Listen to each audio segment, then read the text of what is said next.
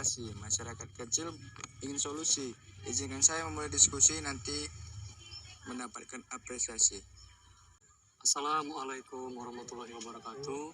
Salam sejahtera bagi kita semua. Marilah kita panjatkan puji dan syukur atas nikmat yang diberikan Tuhan Yang Maha Esa, sehingga kita dapat berkumpul di tempat ini dalam keadaan sehat. Dan pada kesempatan kali ini saya M. Jais Brahmana dan rekan saya akan membawakan diskusi kelompok ini selama 3-4 menit. Tujuan dari diskusi ini agar bisa membuka pola pikir kita mengenai keimanan dan ketakwaan yang berpengaruh besar dalam kehidupan dunia maupun akhirat. Baik, sebelum kita mulai diskusi kelompok 7, alangkah baiknya kita mengucap basmalah. Bismillahirrahmanirrahim. Lagi pada ngapain nih teman-teman? Oh, ini lagi pada ngebahas agama. Nah iya Kak, jadi kemarin itu kami ada kajian tentang hubungan iman dan takwa. Oh iya, aku mau tahu dong pendapat tentang hubungan iman dan takwa itu. Oh, menurut pendapat aku, hubungan iman dan takwa itu kan keimanan pada keesaan Allah termasuk istilah tauhid, terbagi menjadi dua, teoritis dan praktis. Tauhid teoritis itu menjelaskan tentang keimanan keesaan Allah, sedangkan teori praktis itu penerapan dari tauhid teoritis. Nah, jadi kalimat la ilaha illallah, tiada Tuhan selain Allah, maka itu kita sebagai orang yang beriman dan bertakwa harus mendekatkan diri kepada Allah dan menjauhi larangannya. Menurut kakak gimana? Kalau dari aku pribadi ya, nah tentang hubungan iman dan takwa. Ketakwaan itu kan merupakan buah daripada iman yang baik. Nah, buah daripada iman yang baik itu kan ditandai dengan mulianya akhlak seseorang. Benar sih kata kakak tadi, mulianya akhlak seseorang itu tadi kita tandai dengan bagaimana cara dia memelihara hubungan dia dengan Allah. Yaitu dia menjalani nggak sesuai dengan peraturan dan aturan perintah dari Allah tadi, serta menjauhi larangan dari Allah tadi atau enggak gitu. Itu sih menurut aku. Kalau menurut saya tentang hubungan iman dan takwa itu, tanpa iman tidak mungkin seseorang akan mencapai takwa. Karena takwa adalah kemampuan seseorang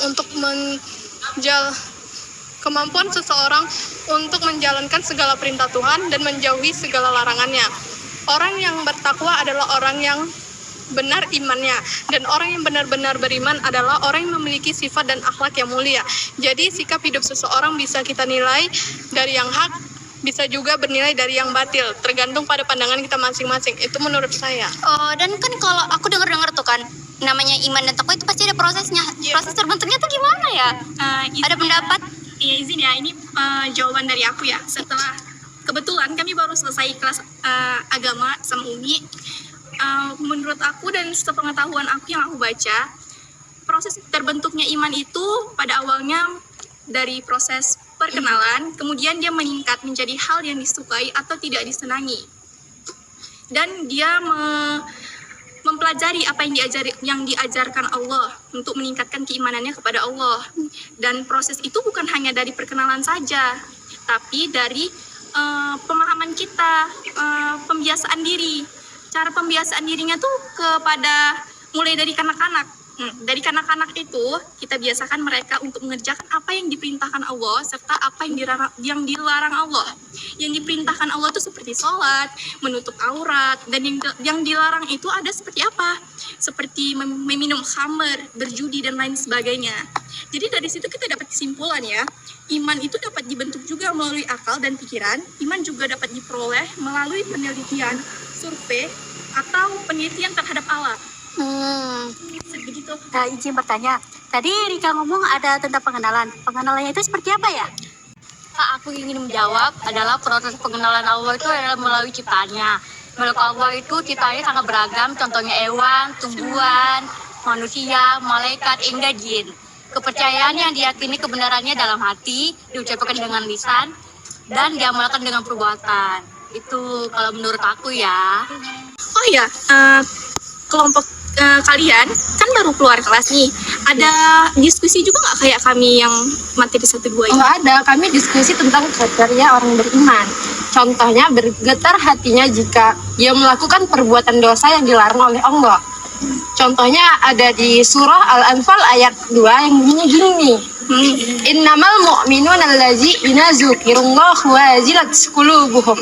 Yang artinya sesungguhnya orang-orang beriman adalah mereka yang apabila disebut nama Allah bergetar hatinya. Masya Allah. Lanjut ya. Oke. Dan bertambah imannya jika dibacakan Al-Quran termasuk karakter orang beriman juga loh. Apa itu?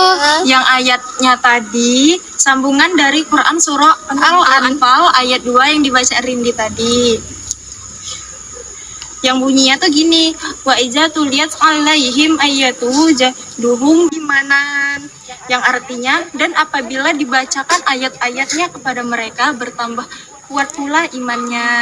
Masya Allah. Dan selalu bertawakal kepada Allah. Yang dalam surah An-Anfal juga sambungannya yang berbunyi wa ala rabbihim yatawakkalun, yang artinya hanya kepada Tuhanlah mereka bertawakal. Oh, jadi hasil dari diskusi kita tuh banyak ya, ada tentang hubungan keimanan dan ketakwaan, lalu proses terbentuknya iman. Iya, dan kriteria orang beriman. Nah, jadi karena kita udah pada tahu nih, kita nih harus mendekatkan diri lagi kepada Allah. Dan semoga kita termasuk dalam golongan orang-orang yang beriman. Jadi sekian ya. Ya, ini kita udah mau masuk waktu ini juga. Oh, udah mau masuk waktu sholat asar ya? Iya. Jadi kita udah diskusi. Iya, kita udahin dulu ya, Kak. Ya, assalamualaikum. Waalaikumsalam. Dan sepat dalam kolam, ikan paus pandai menyelam. Dari lubuk hati yang paling dalam, saya tutup diskusi dengan salam. Wassalamualaikum warahmatullahi wabarakatuh.